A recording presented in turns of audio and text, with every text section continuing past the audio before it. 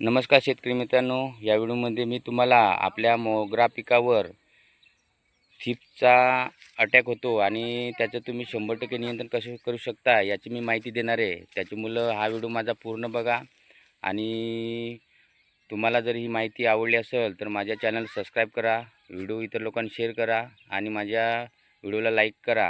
हे बघू शकता मोगरा पिकावर तुम्ही बघू शकता की एकदम तेजी दिसत नाही तुम्हाला, एकदम रोपं ही एकदम सिकुळल्यासारखी आणि कोमेजल्यासारखी आहेत आणि कलीसुद्धा हे बघू शकता अशा पद्धतीनं लाल पडून करपून गेलेले आहे.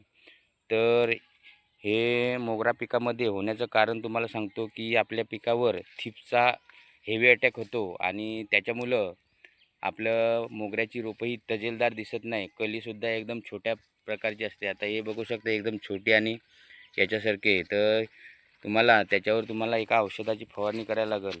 ज्या औषधाची मी माहिती देतो त्या औषधाची फवारणी तुम्ही तुमच्या पिकामध्ये करा. तुमच्या मोगरा पिकामध्ये तुमचा मोगऱ्याचा थीप्स 100% नियंत्रणात येईल.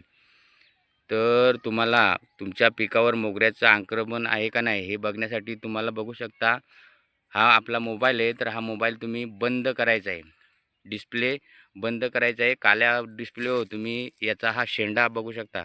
हा शेंडा आहे ना, हा शेंडा तुमच्या मोबाईल असा झटकायचा आहे. झटकल्यानंतर त्या ठिकाणी तुम्हाला असे थिपसे चालताना दिसतील.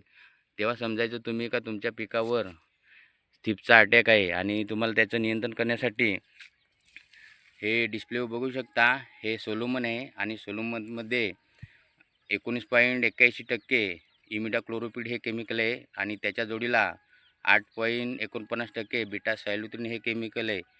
आणि तुम्हाला या औषधाची फवारणी करण्यासाठी संध्याकाळच्या वेळी करायचे, कारण संध्याकाळी केल्यानंतर हे औषध चांगलं पानांमध्ये मुरलं जाईल आणि गरमीमुळे हे नष्ट होणार नाही, म्हणून संध्याकाळी याची फवारणी करायची आहे. याचं प्रमाण तुम्हाला 15 लिटर पाण्यासाठी 15 ml घ्यायचं आहे.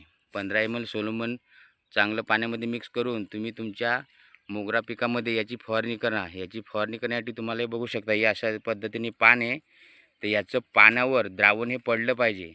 त्याच्यानंतर हे पाणी द्रावण हे या पानामध्ये मुरून, कारण हे सोलोमन तर बीटा सायलोथ्रिन आणि हे सोलोमनमध्ये जे इमिडाक्लोरोपिड आहे हे आंतरपाळी कीटनाशक आहे आणि याच्यामध्ये तुम्हाला किडीची समस्या ही 100% नियंत्रणात येईल आणि थीप्स 100% नियंत्रणात येईल.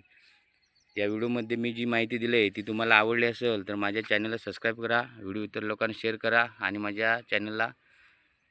माझ्या व्हिडिओला लाईक करा. धन्यवाद. भेटू पुढच्या व्हिडिओमध्ये अशीच चांगली माहिती घेऊन.